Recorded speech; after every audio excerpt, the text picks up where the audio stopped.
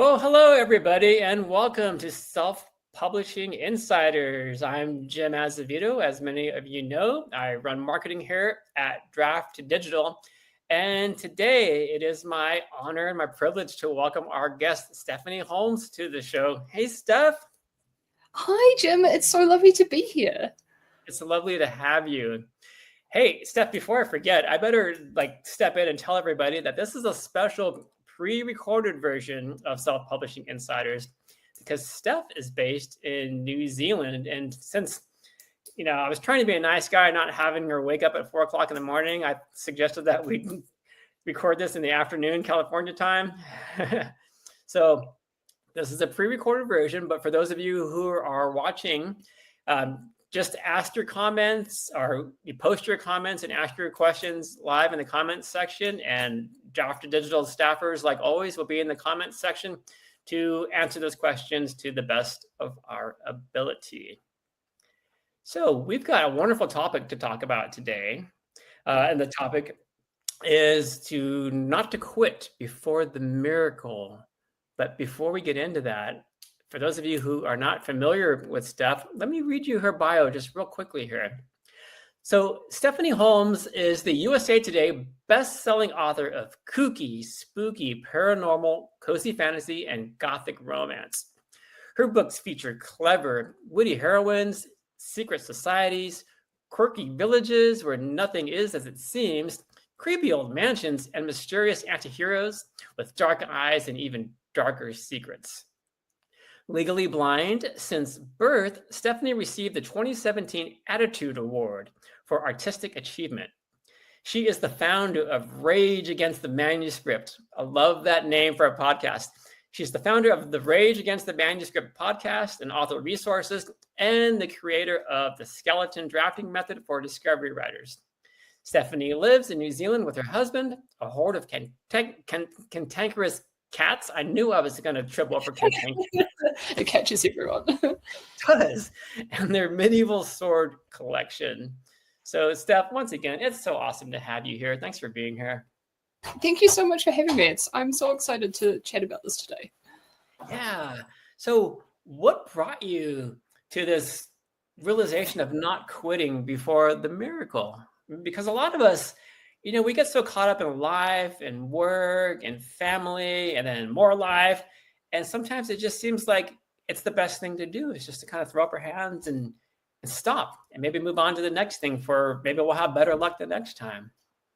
So I guess I will kind of tell my little story. And it's interesting because I feel as though to a certain extent there's a little bit of quitting in this story, but you kind of get the vibes as I go on. So as you said, I am legally blind.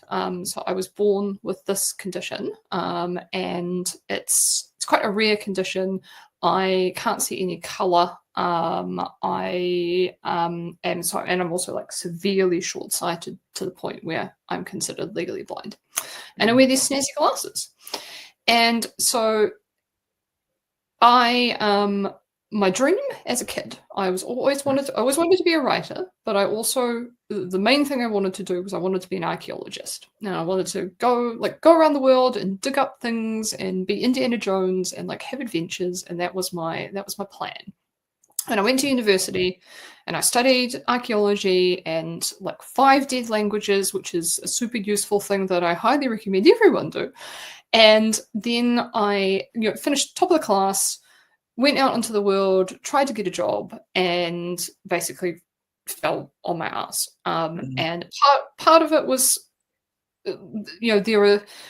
there are physical limitations to the things that I can do. A lot of archaeology is looking at some dirt and trying to tell the difference between that pile of dirt and that pile of dirt. And some of that I can do, but a lot of it's color related. So a lot of it I just could not do.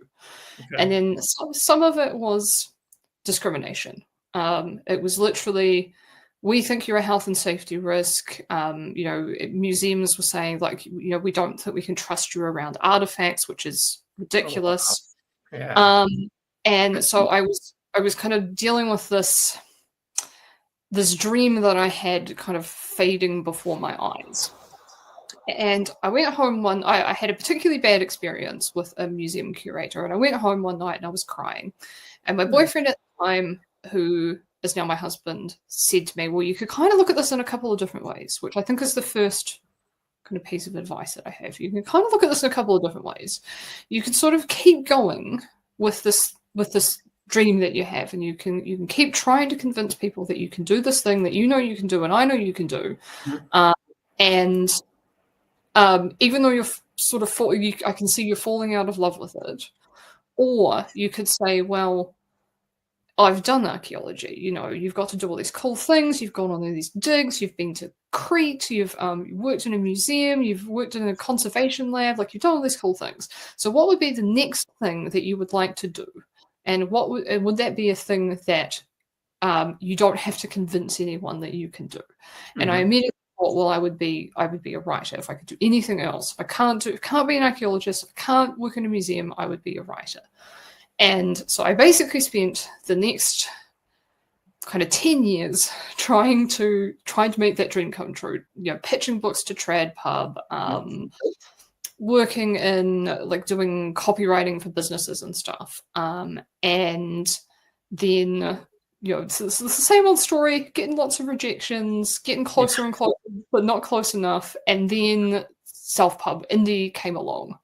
And I was given a Kindle and absolutely fell in love with reading digitally, and being able to like enlarge everything. It was just the best. And hearing about all these authors online who were doing really well, and I thought, well, you know, I've got this giant pile of books that has been rejected, so I might as well, you know, I've got nothing to lose, so I'll give it a go. How many books were you into it at that point, Steff?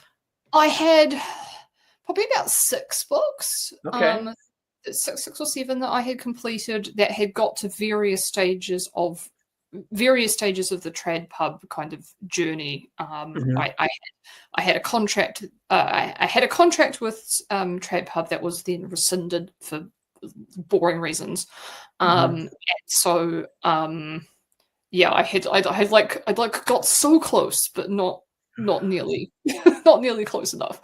What year is this that we're talking about when you started looking at self-publishing? I think it was about 2013 when I started. And I had a 3-book, very dark science fiction kind of steampunky series, which I self-published in 2013 and 2014 under a different name, like under my real name. And that did like terribly. It was it was making like I sold like a handful of copies a month. But the whole process of, you know, finding my editor and, you know, working with a cover designer and clicking publish and just seeing my own book, like holding my own book in my hands was just addictive. I was like, this is what I meant to do. I love this so much. And then, so I was sort of kind of starting to look at, okay, I want to do this full time, all the time. I don't want to work my boring copywriting job anymore. This is what I want to do. But how do I go from selling like 5 books a month to like enough books to pay the mortgage and keep my cats in the manner to which they have become accustomed? And in 2015, I went to a party and a friend and I were chatting about 50 Shades of Grey, which had come out relatively recently.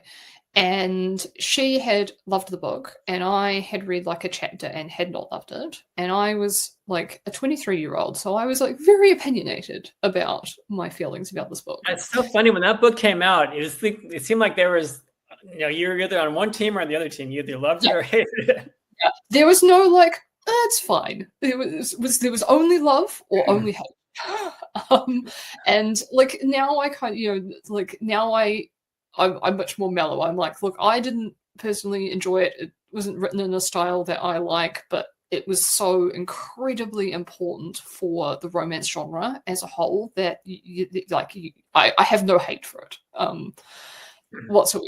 Yeah, it's just what it did for romance, and it was just incredible. So yay. Yes. But at the time, I was rubbishing it a bit, and my friend got annoyed with me, which is fair. And she said, "Well, it's not like you could write a book like that." Not meaning she didn't think I could write a book, but she thought I was a little bit too kind of sweet and innocent to write like a spicy romance. And I sort of thought, well, challenge accepted. So, not a girl. so I went home, and in 3 weeks, I smashed out this super fun, quirky paranormal romance about a fox shapeshifter, because shapeshifters were really big at the time. Shifters were big at the time. Mostly werewolves, but I somehow decided it was going to be a fox. Fox shapeshifter. And he was a reclusive artist, and there was a human art curator who was going to like bring him out of his shell, and it was like a shifter war and all this stuff. So I wrote this book, and I self-published it under my pen name, Steffanie Holmes, and I paid someone like $50 for a romance cover, and I thought, well, I'd like keep it secret for 6 months, and then I'd tell my friend, and we'd have like a laugh about it. And then it sold 1,000 copies in a week. Oh wow! And I sort of had to sheepishly tell my husband that I'd actually made some money self-publishing, but not from my super serious science fiction that I had been working on for 10 years, but from this like spicy fox shapeshifter book that I'd written in 3 weeks. And when he finished laughing his ass off, he said, "I'm sure." Yeah, are you going to write some more? And I said, well, yeah, actually I am. And I sort of realized in that moment that I was a romance writer. And what I hadn't kind of articulated until that point, and I sort of started doing a lot more research into romance, was that I was a romance reader. But because I read predominantly sort of like urban fantasy, paranormal romance, vampires and stuff like that, I sort of considered that fantasy.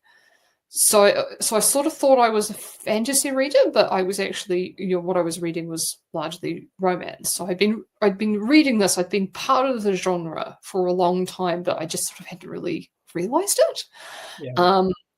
And yeah, it felt like I had found my voice. I'd found the place I was meant to be, the kind of the place where things that I loved writing about, and kind of my style and stuff that people actually wanted to read had kind of converged. Okay. And so I basically stayed, that's where I stayed. I abandoned super dark science fiction, which I still love to read, but I abandoned that completely. And I went all in as Steffanie Holmes. And so I was publishing a book roughly every 2 months. And wow. So I was literally just, I had a full-time day job. I had like a 4 or 5 hour round trip commute because I can't drive a car. So I had to take like 2 buses to get to my job. That's so hard. I mean, I did that. I lasted 6 months. I did that once in my life, and I'm like, I'll never do it again. Yeah, it sucked. I still kind of can't believe that that was my best option. But I would get on the bus, and I would like hunch myself against the wall with my laptop, and I would get 2,000 words a day, roughly every single day on the bus. And then I'd write a little bit more in the evenings and in the weekends. And I was basically just writing books. I had a newsletter, and I tell the newsletter when I published a book. And at the time, sort of just like putting book one for free, for like, just putting like book one for free or book one for 99 cents for a little bit was kind of enough to like keep you high in the rankings. So I was just sort of doing, I wasn't doing oodles of marketing. I was just doing oodles of writing. And I did that until 2018. And I kind of maxed out at about 3,000 New Zealand dollars a month. I had some months that were better and some months that were worse. So that's about $1,700 US a month. That was about what I was earning. And it was I just want to make sure I got the timing right. leading up to that time when you're writing, when you're publishing one book, say every 2 months, was that the time where you were spending 4 hours plus commuting? Yeah, I started. Yeah, I started at sort of like 3 hours commuting, and then I changed jobs, and the next one was 4 hours, and the final job before I quit my day job was a 5 hour commute. Okay. And yeah, my husband and I moved from like a suburb in the city to like out in the countryside. So I would have to drive with him in the morning to his job, and then take 2 buses to get to my job, and then take 2 buses back, and then drive home with him. And Ouch. if I could drive a car, it would have taken me an hour 20 each way to get there, but because I can't drive, and they let me work from home 3 days a week. So was it 2 days a week? I think it was 2 days a week they let me work from home. So 3 days a week I had to do that commute. But when I took that job, my husband and I said to each other, if you're going to do this, it's only for a year.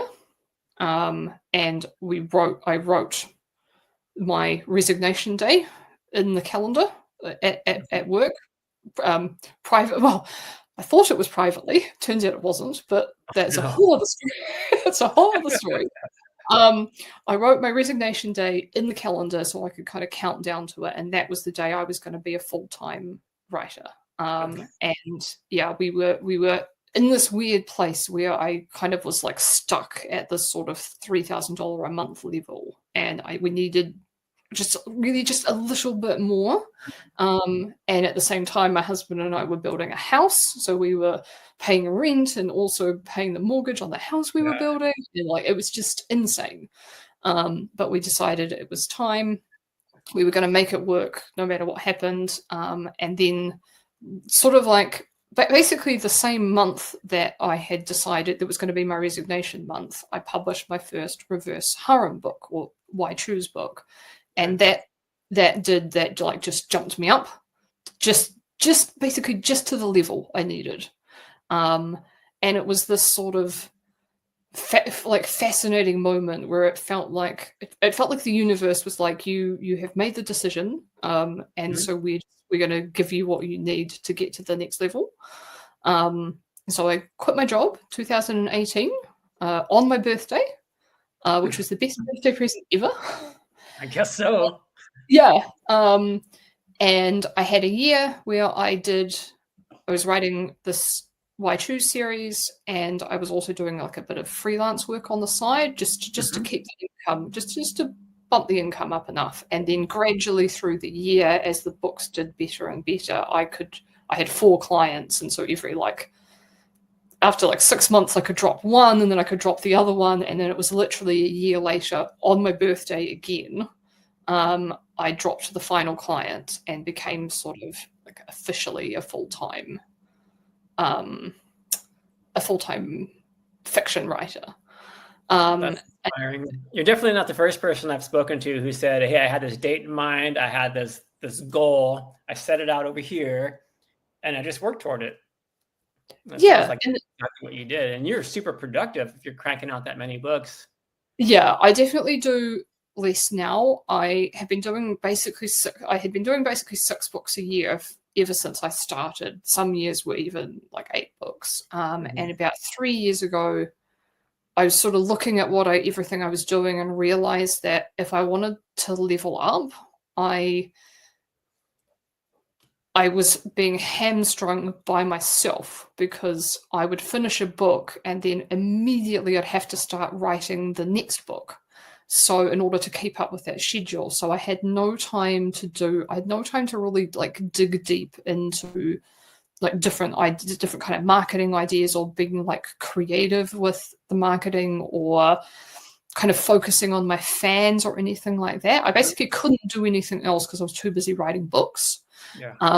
And so I made the decision that I was going to drop down to 4 books a year, which is still a lot of books. That's pretty productive still. Yeah.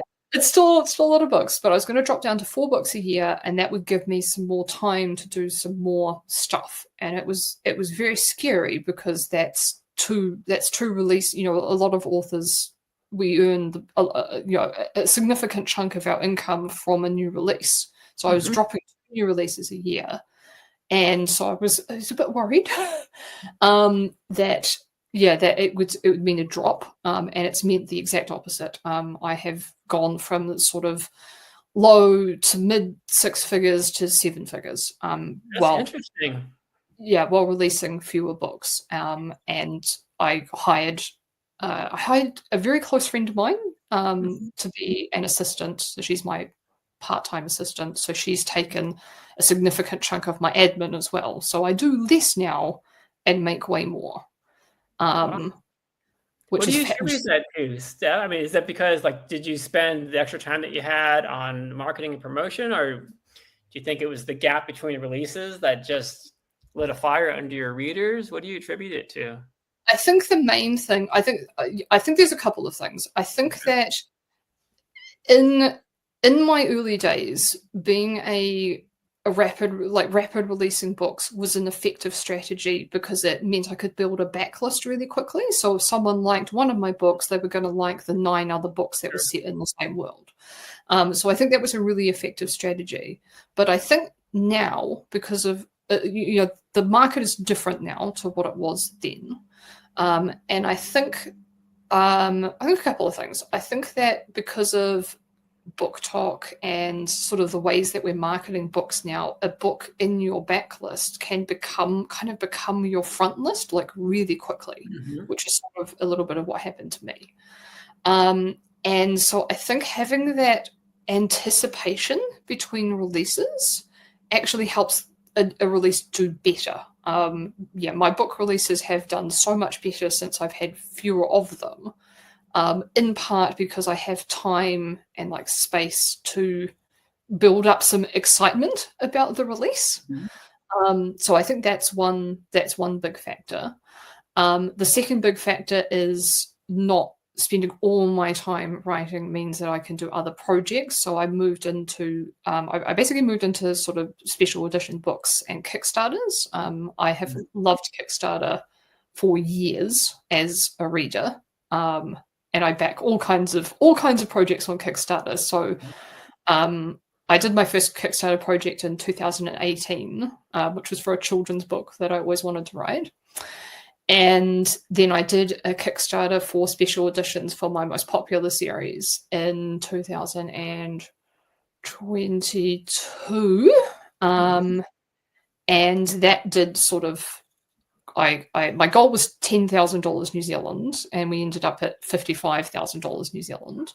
Oh, wow. So that was better than, that's more than I'd ever made from like a new release ever. And it's so inspiring to hear what indies are doing out there on.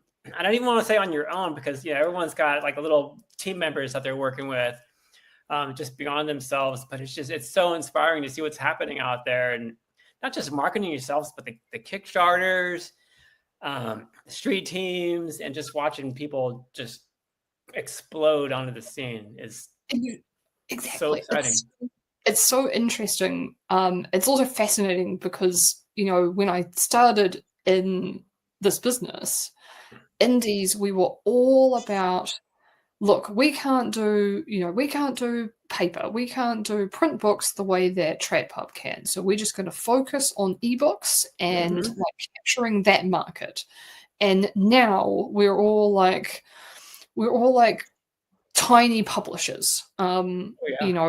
Like I'm printing books overseas in like massive print runs, and it's completely changed. And ebooks used to be 99.999% of everything I made, and now it's probably 50%,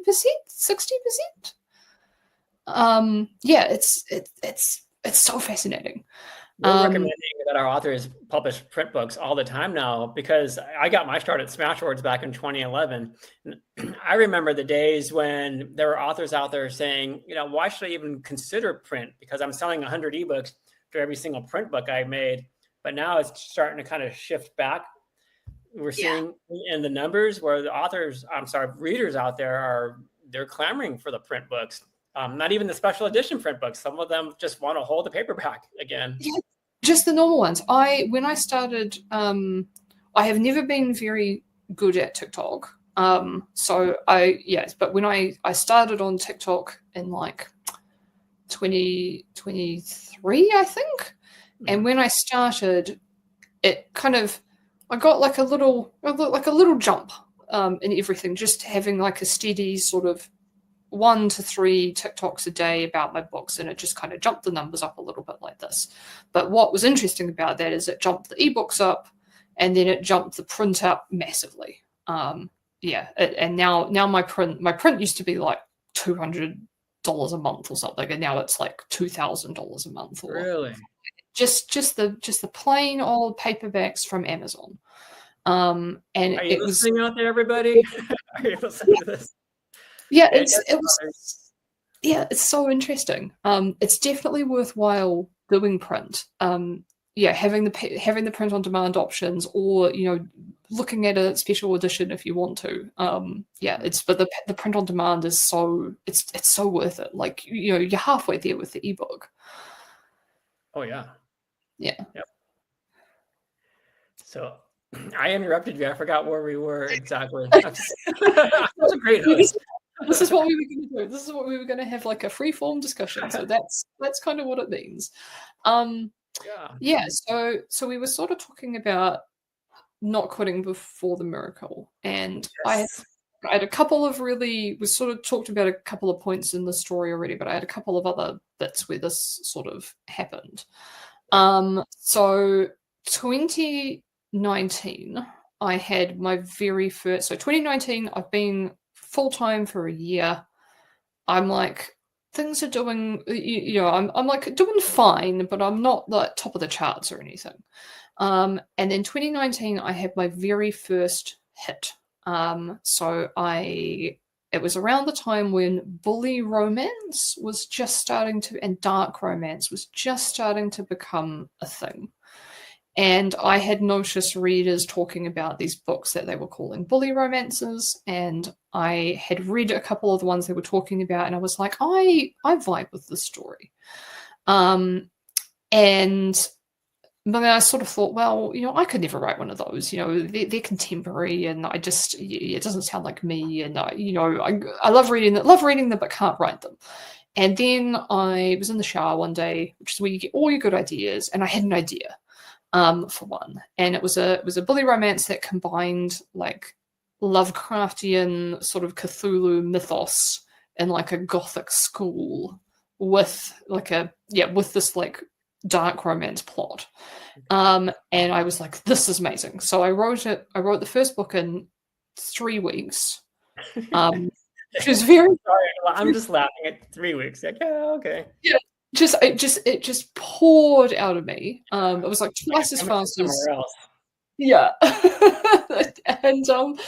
and I put up a pre-order, and I wrote a blurb like before I'd written the book. And basically because the readers, I like hit the market at just the right, it's complete like right place, right time.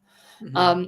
Just as readers were desperate for more of these books, so they didn't know who I was, but they read this blurb and they saw the cover and they were like, oh, that sounds like this thing I want, and there's not enough of them, so they grabbed it.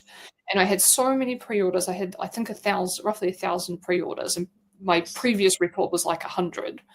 So I had 1,000 pre-orders, and so when the book launched, it launched into the top 20 in the Amazon store. Okay. And it was insane. Like I could not believe that this was possible, and that had happened overnight. And I was just like, oh my god!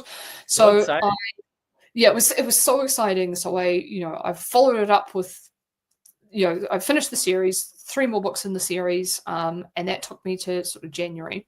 And I had stopped writing my kind of more light-hearted, sort of kooky, spooky, paranormal stuff to write this darker book.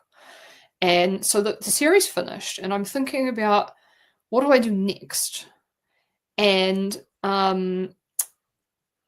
the thing that the thing is, because the first thing I say is that, you know, this is kind of this example of, this was the 33rd book that I wrote that took off. And if I had not written books 1 to 32, I never would have got there.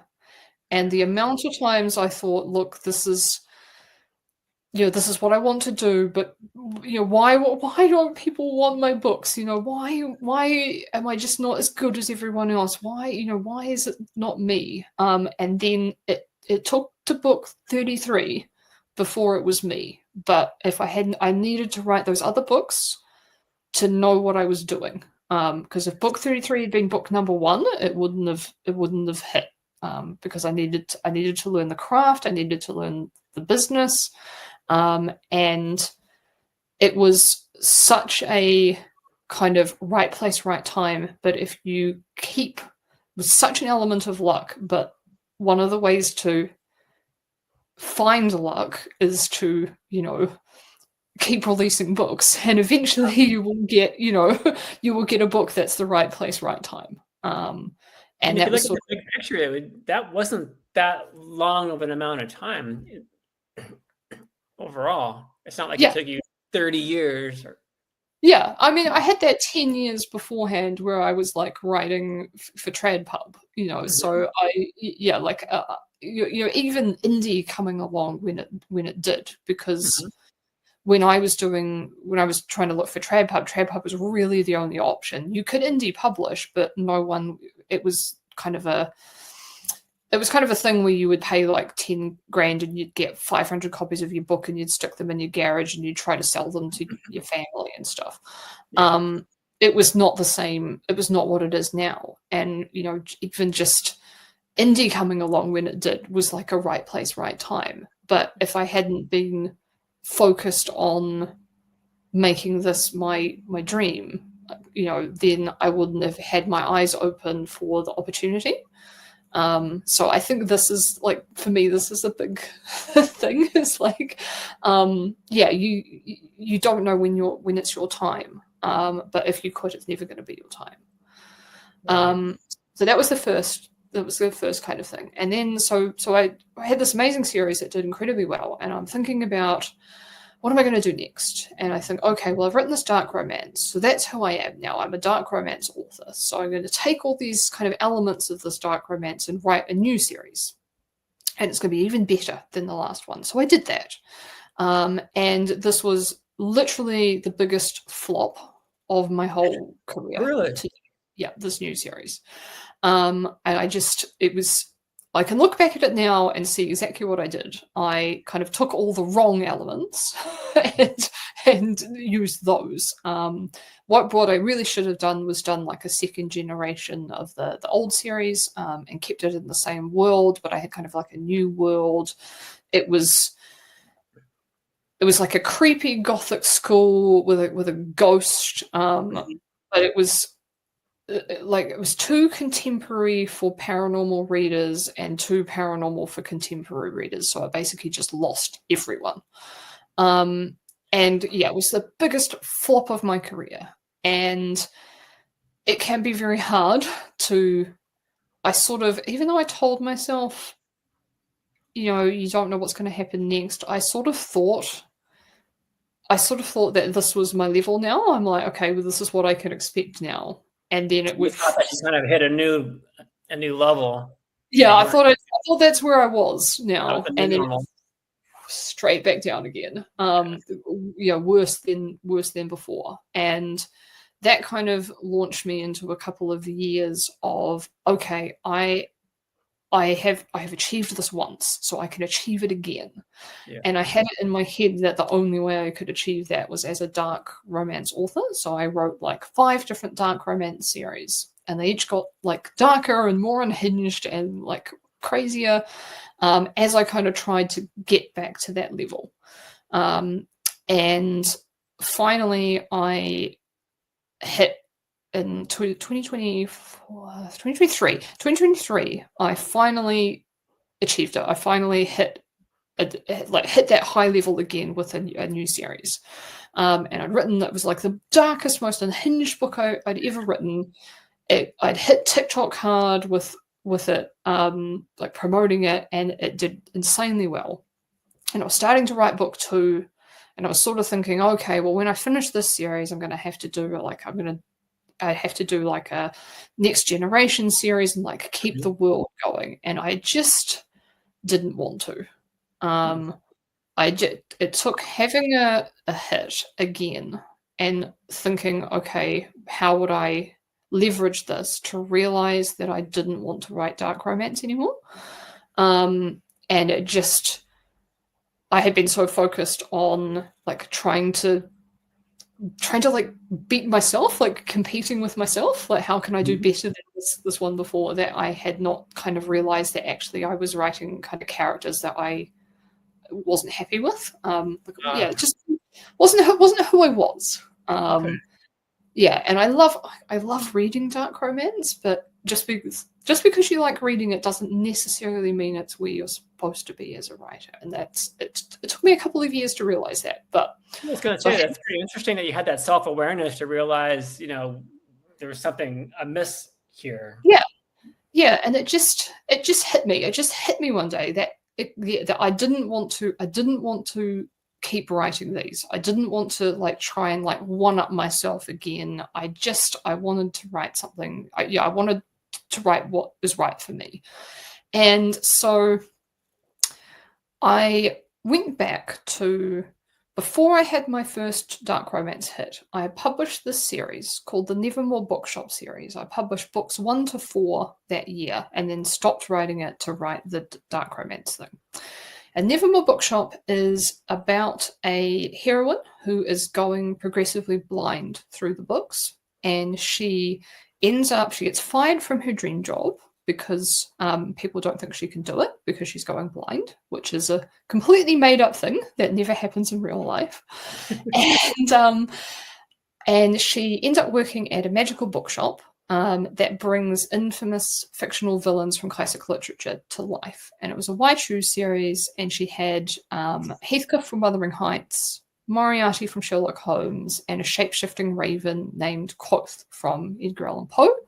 And they will, she has a romantic entanglement with them. And she works in this quirky little bookshop with them, and they solve little supernatural mysteries in their village. And also there's like a big overarching mystery. So it's like a paranormal cozy mystery, but also it's like a spicy romance. And when it came out, it did like fine, but nothing really exciting. But these books I always felt like such a connection to them. They were really personal. And I thought, that's what I want. That's who I am as a writer. That's what I want to go back to. Mm-hmm. And literally the same week that I had this realization that I was going to go back to those books, I had a couple of things happen. I had done this special edition Kickstarter for the Nevermore Bookshop series. And I had done that because even though it's not my most popular series at all, it's the one that I get all the fan mail about. And I thought, really? all the fan mail I ever get was about Nevermore. And so I thought, well, if I'm doing a thing for fans, then that's the series that I'll do it about. So I did these special editions, and they had these beautiful different covers on them. And I thought, well, if the covers did so well in the special editions, I will change the covers of the ebooks and the paperbacks to match and just see how that does. And then, I had just done that. And then that same day, I had put up a TikTok about the series. And it was my first ever TikTok that went kind of a little bit viral. It went to like 100K. Which I had never had. The most I'd ever done is like 20K before. So I had like 100K TikTok. Like this is all happening the same week. Yeah. And I thought, so the way I talked about these books in that TikTok resonates with readers. So I thought, well, that's interesting. So I took basically took the wording of the TikTok and made that the blurb of book 1 of Nevermore Bookshop. And so these two things happening within a week basically shot Nevermore Bookshop up to being my best-selling series, like better than this new dark romance series I had. And it has basically stayed there ever since. Wow. So like overnight, I had made this decision that I'm going back to this, going back to where I'm supposed to be, back to the types of books I'm supposed to write. And it was like, yeah, it was like the universe had, had made the decision for me. They were like, it's like, I've been shown the way. This is what you were supposed to do. And yeah, so I finished the dark romance series, and then I went back to Nevermore and finished the series, 10 books in the series, and then I wrote a spin-off series, and then I wrote the first book in another spin-off series, another brand new series set in the same world, and that book published September last year, and that did the best out of any book I've ever written. And in December of last year, it was picked up for TradPub. And so I've just had that book re-released as a TradPub book, which was super exciting. That is exciting. Yeah, and so just all these crazy things just happened like this. And yeah, everything. But it didn't just happen because you were doing the thing. I mean, do you have any regrets about?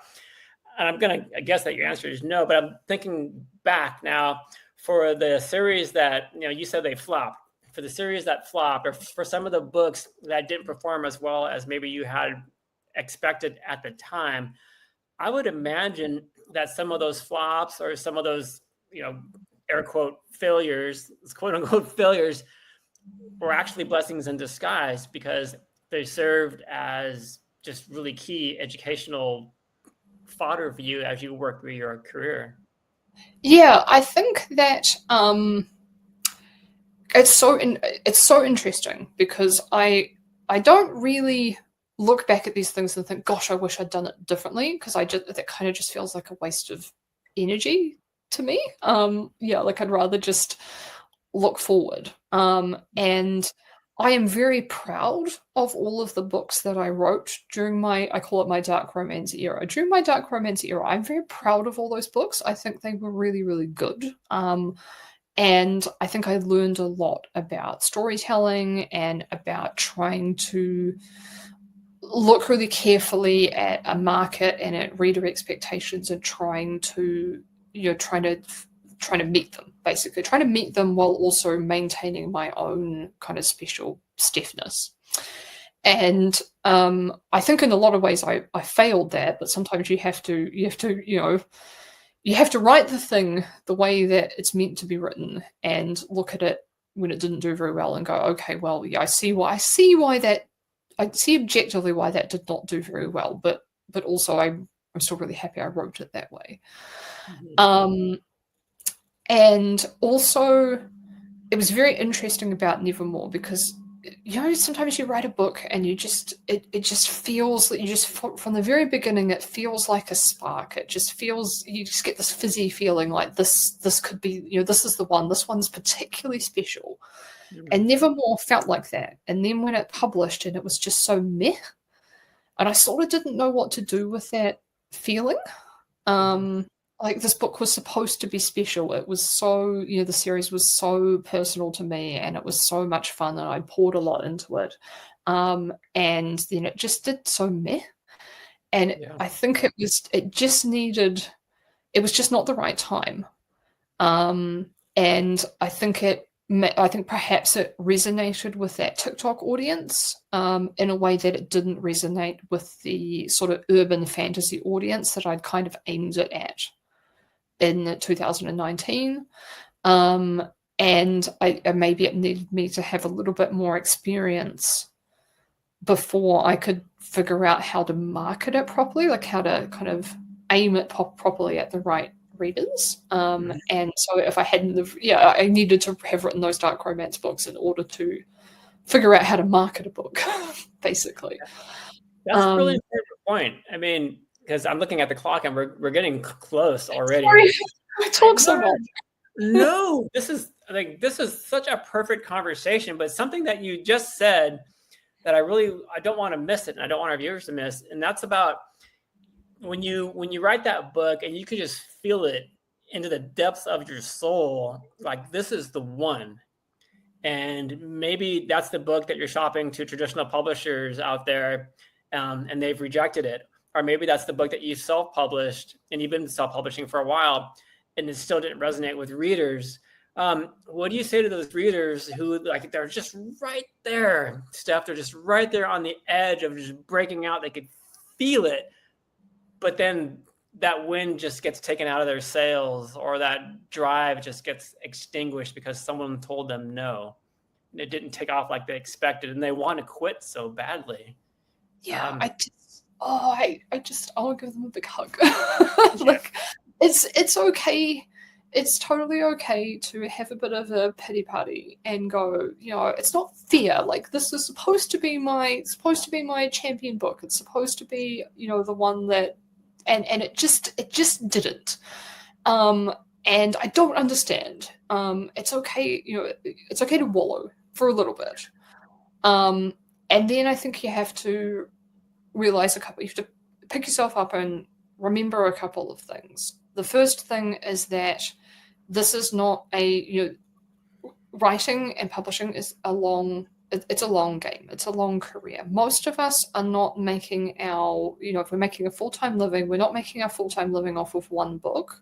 We're making a living off of a collection of books and a collection of projects that we, and different kind of income streams that we have. So we're bringing in a lot of income from a lot of different places and a lot of different books. So just because it's not this book doesn't mean that it's not, that book doesn't form part of your picture.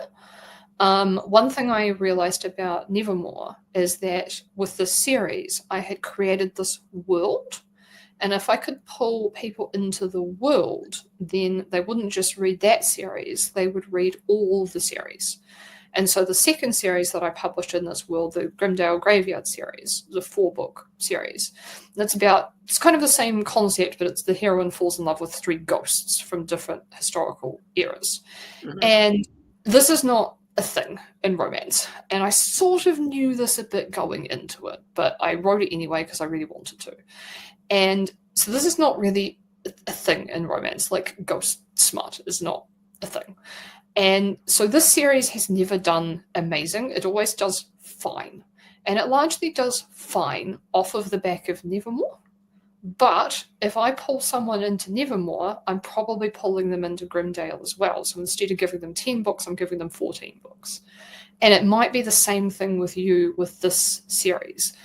That might not be the series that pulls people in, but if you've created a world or a character that you can pull into another series, then maybe it's that series that then lifts up the other series. So it may not have the piece in your kind of publishing empire that you expected it to have, but it's still a really important piece, I think, is the first thing.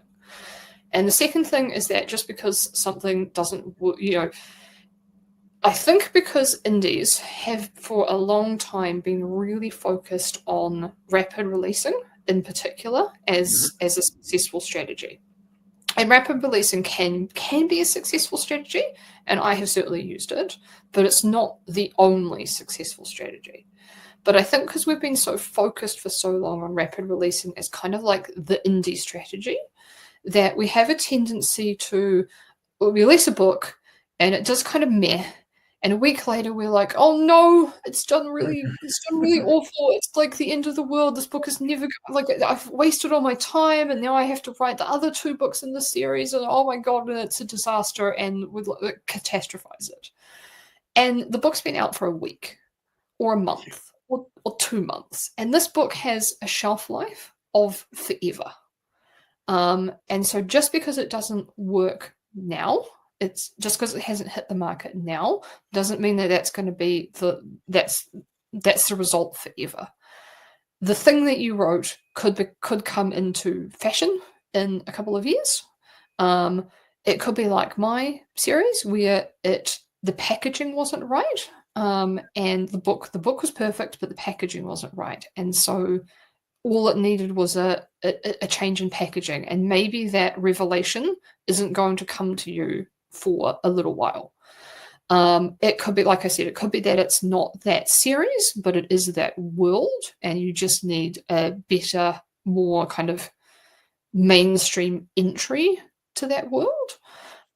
Or it could be the wrong format. It could be that it doesn't do very well as a traditional book, but as a lot of people find that their least successful books often make their best special editions.